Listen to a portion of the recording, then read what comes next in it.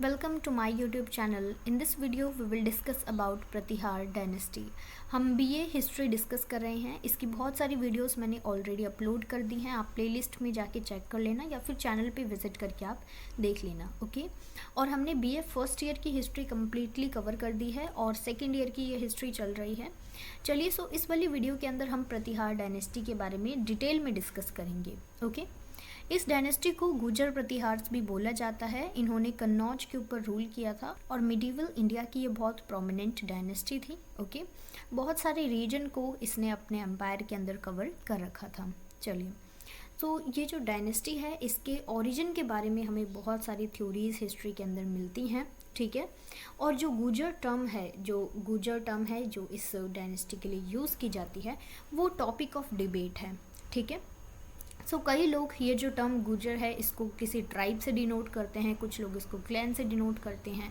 सो ये बहुत ही डिबेटेबल है। इसके बारे में बहुत सारी थ्योरीज हैं, अलग अलग हिस्टोरियंस के अलग अलग पॉइंट ऑफ व्यू हैं। और हमें जो हिस्ट्री के अंदर जो सोर्सेस मिलते हैं जिनसे हम ये स्टडी करते हैं उनके अंदर भी हमें बहुत डिफरेंट पॉइंट ऑफ व्यू दिए गए हैं, ठीक है। सो किसी एक पर्टिकुलर कंक्लूजन पे पहुंचना डिफ़िकल्ट है कि इनका ओरिजिन कैसे होता है। इनका प्लेस ऑफ ओरिजिन गुर्जर देश से माना जाता है और इन्होंने कन्नौज के ऊपर रूल किया था। कन्नौज आपको पता है कितनी इम्पॉर्टेंट सिटी थी उस टाइम पे।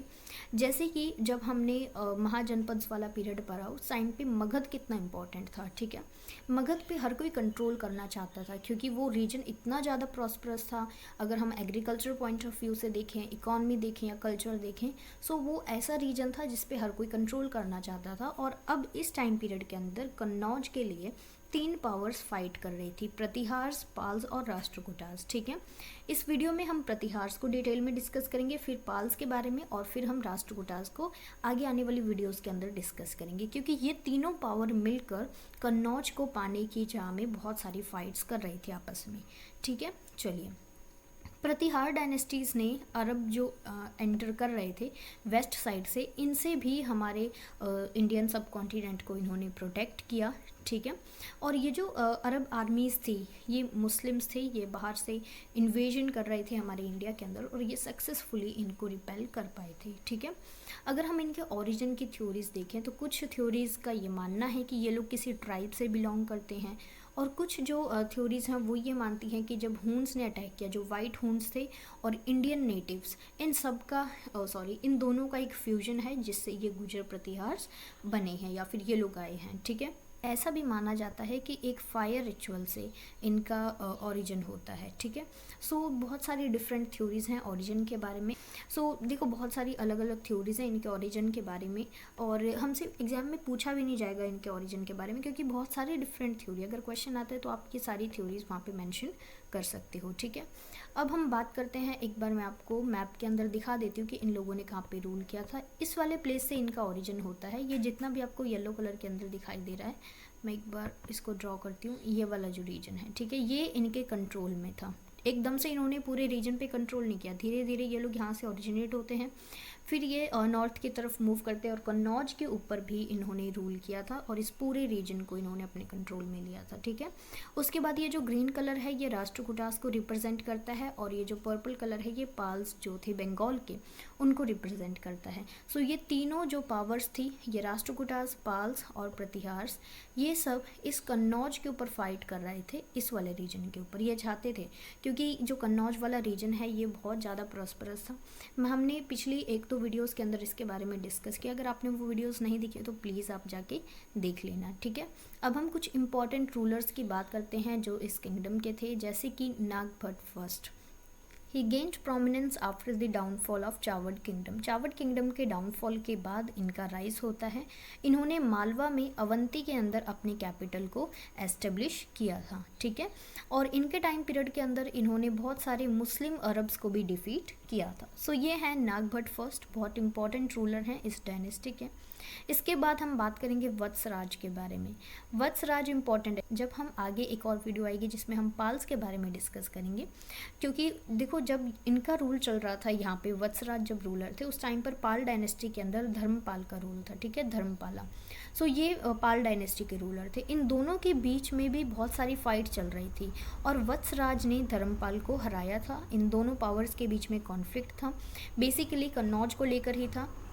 हुआ ये था कि जो पाल डायनेस्टी है, इन्होंने कन्नौज के ऊपर अटैक किया और उस कन्नौज पर अपना जो एक जो पर्सन है, चीफ है, उसको इन्होंने कन्नौज पे बिठा दिया पावर पे, ठीक है। और उसके बाद वहाँ पे वत्सराज अटैक करते हैं, उनको वहाँ से हटा देते हैं। सो इस टाइप की कुछ चीज़ें वहाँ पे हुई थी। सो जब हम पाल डायनेस्टी को डिटेल में पढ़ेंगे, वहाँ पर भी हम वत्सराज जो रूलर हैं, इनका हमें जिक्र मिलेगा, ठीक है।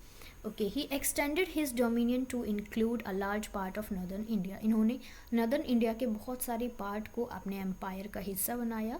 Successfully challenged and defeated the Pal ruler. देखो, पाल रूलर धर्मपाला इनके कंटेम्प्रेरी थे पाल रूलर के अंदर, पाल डायनेस्टी के अंदर। और इनके टाइम पीरियड में राष्ट्रकूटास जो डायनेस्टी या एम्पायर है, उसके अंदर इनके कंटेम्प्रेरी दंती दुर्गा एक रूलर थे।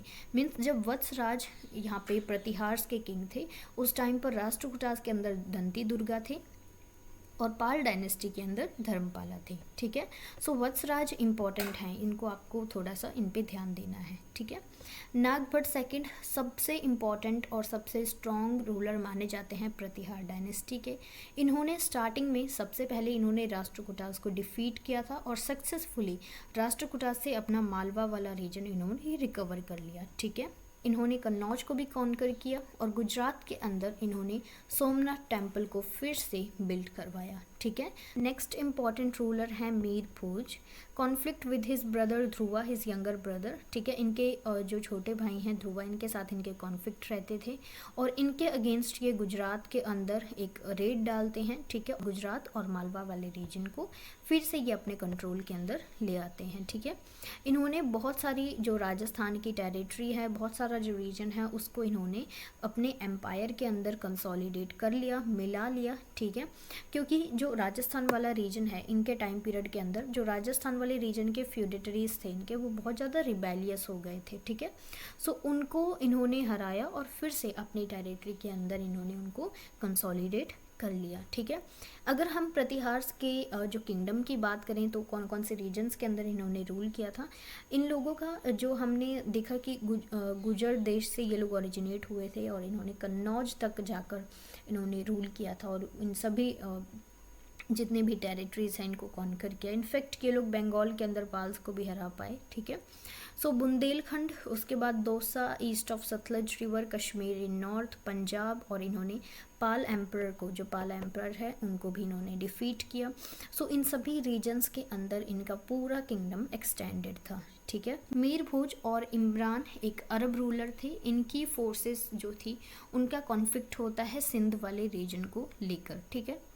अब हम बात करते हैं इनके डिक्लाइन के बारे में। इनके बीच में देखो, जब इनका डिक्लाइन कैसे होता है उसके कारण मैं आपको बताती हूँ। ऐसा नहीं है कि मीर भोज की डेथ के बाद एकदम से डिक्लाइन हो गया। मीर भोज के बाद बहुत सारे रूलर्स आते हैं, ठीक है, इस डायनेस्टी के अंदर। अब हम देखते हैं कि जब इस डायनेस्टी के एक रूलर हैं जिनका नाम है भोजा सेकंड एंड महिपाल फर्स्ट, इनके बीच में कॉन्फ्लिक्ट हुआ और इसकी वजह से क्या होता है, जो पूरा एम्पायर है वो बहुत ज़्यादा वीक हो जाता है और इसी का फ़ायदा उस रीजन के जो फ्यूडिटरीज हैं वो उठाते हैं और वो अपनी इंडिपेंडेंस को डिक्लेयर कर देते हैं। क्योंकि जब एक बहुत बड़ी पावर है उसका डिसइंटीग्रेशन होता है या एक बहुत बड़ी पावर वीक होती है, सो उस रीजन के अंदर बहुत सारे जो फेडेटरीज हैं या फिर जो चीफ्स होते हैं वो इसी अपॉर्चुनिटी का फ़ायदा उठाते हैं और अपनी इंडिपेंडेंस को डिक्लेयर कर देते हैं। फिर उनमें से ही कोई एक बहुत पावरफुल पर्सन आता है, वो फिर से उस पूरे रीजन पे कंट्रोल कर लेता है। इसी तरह ही बहुत सारी डायनेस्टीज, बहुत सारे एम्पायर्स बनते हैं, ठीक है। और इस पूरे एम्पायर के डिक्लाइन के बाद बहुत सारी पावर्स इमर्ज होती हैं, जैसे Paramars of Malwa, Chandel of Bundelkhand, Kalachuris of Mahakoshala and Tomars of Haryana. ये नई पावर्स ऑरिजिनेट होती हैं इस एम्पायर के डिक्लाइन के बाद, ठीक है। चलिए, राष्ट्रकूटा डायनेस्टी कन्नौज को कैप्चर कर लेती है। फिर से जो प्रतिहार्स हैं वो उस रीजन को रीगेन भी कर लेते हैं, क्योंकि देखो कन्नौज के ऊपर तो ये तीनों पावर्स फाइट कर रही थी। तो पहले पाल्स आए, उसके बाद कन्नौज को फिर से प्रतिहार्स ने अपने अंडर में कर लिया। फिर राष्ट्रकूटास डायनेस्टी कन्नौज को कैप्चर करती है, फिर प्रतिहार्स अपने कंट्रोल में कर लेते हैं। तो ये पावर ऑफ स्ट्रगल इन तीनों के बीच में चल रहा था, ओके। सो और इनके डिक्लाइन के जो कारण है, इसमें Turkish attack from the west से जो टर्किश लोग थे वो अटैक कर रहे थे, पाल्स ईस्ट से अटैक कर रहे थे और राष्ट्रकूटास साउथ से अटैक कर रहे थे, ठीक है। सो एक सेकेंड मैं आपको मैप के थ्रू बताती हूँ। जैसे कि पाल्स यहाँ से अटैक कर रहे हैं ईस्ट से, और साउथ से राष्ट्रकूटास, और यहाँ से अरब्स अटैक कर रहे हैं। सो ये जो प्रतिहार डायनेस्टी है सक्सेसफुली इन सब लोगों से खुद को प्रोटेक्ट कर पाती है, इन सभी बड़ी पावर्स से।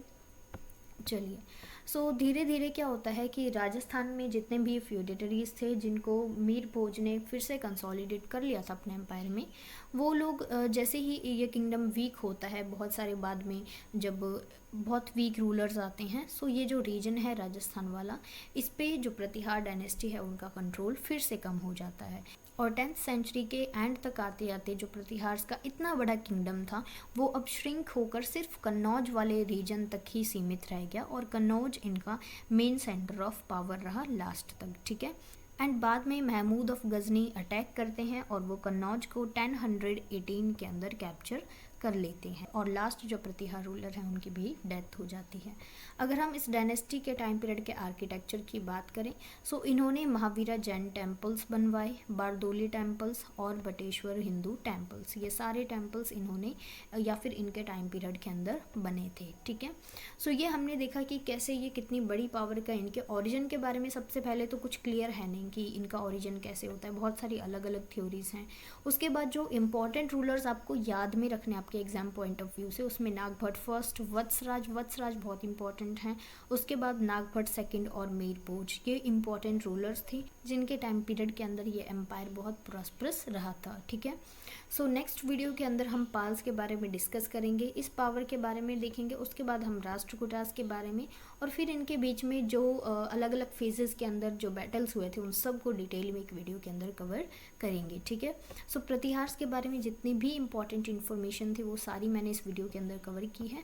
एंड अगर आप पहली बार विजिट कर रहे हो और यही वीडियो देख रहे हो तो प्लीज़ चैनल को सब्सक्राइब कर लेना, एंड आप प्लेलिस्ट के अंदर देख लेना, और इससे पहले भी हमने बहुत सारी वीडियोस हिस्ट्री की अपलोड कर रखी हैं, ठीक है। सो उससे आपको क्रोनोलॉजी समझ में आएगी, प्लेलिस्ट में आप चेक कर लेना और उन वीडियोज़ को भी देख लेना, ठीक है। और अगर आप एक कॉलेज स्टूडेंट हो और आप BA ज्योग्राफी एंड इसके अलावा मैं हिस्ट्री कवर करा रही हूँ और पॉलिटी की बहुत सारी वीडियो डली हुई हैं, सो वो आप जाके चैनल पे जाके चेक कर लेना, ठीक है।